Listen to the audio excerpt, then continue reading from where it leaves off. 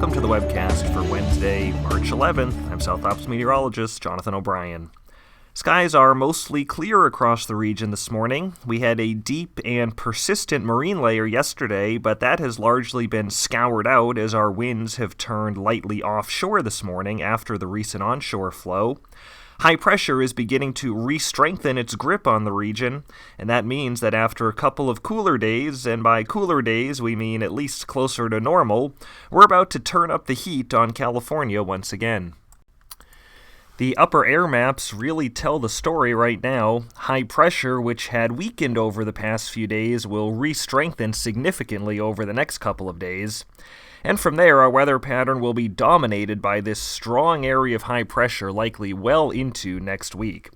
The high weakens just slightly this weekend, but take a look by early to mid next week as it reaches an even stronger intensity, and you are hardly going to believe the temperature numbers to go along with it. Here's a look at today's forecast highs. We will see significant warming, especially across Southern California, as valleys rebound into the upper 70s and 80s, remaining a little more seasonable though, still mild across the interior.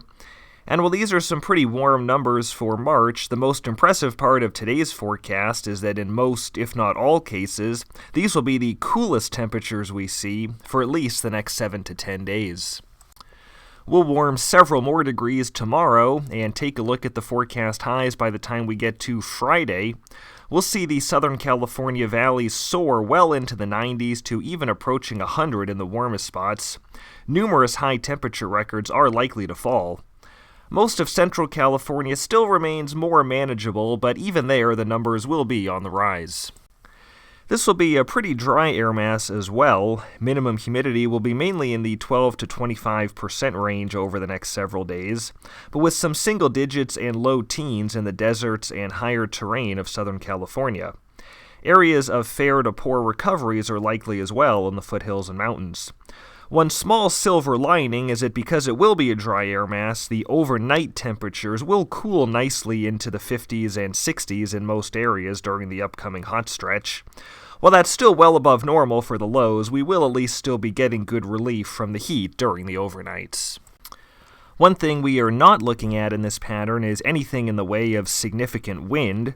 Prevailing light offshore flow is expected through Friday with only some localized breeziness in the usual wind-prone corridors of Southern California.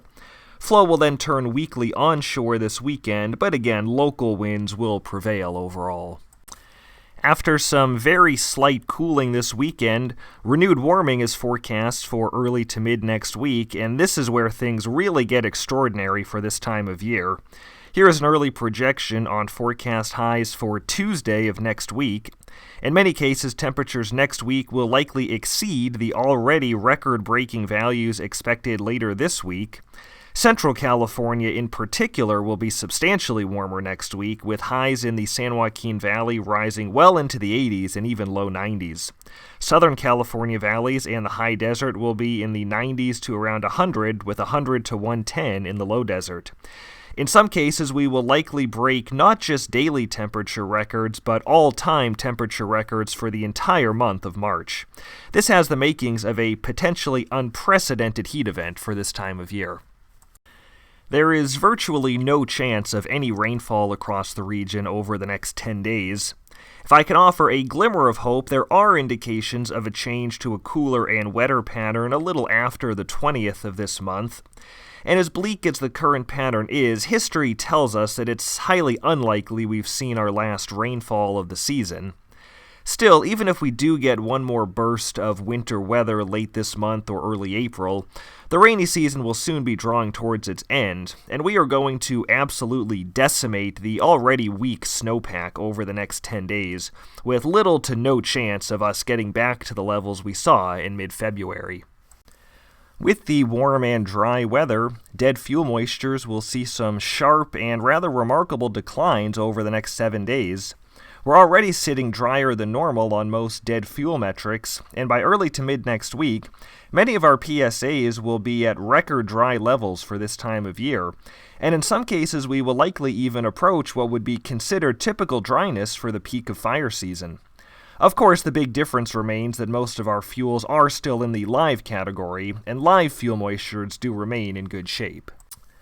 So in terms of fire potential, for as concerning as this prolonged hot and dry stretch may seem, we're still in pretty good shape for the time being. There's simply too much green out there for us to have to worry about major extended attack type fires this early in the year. A lack of wind will also work against fire potential.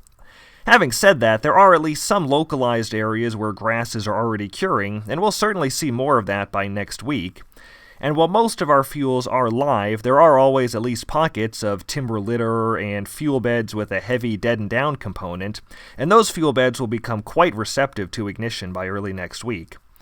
So while major fires are unlikely during this heat wave, it is very much possible that we see an increasing number of smaller fires with at least a modest uptick in acreage burned over the next week or two.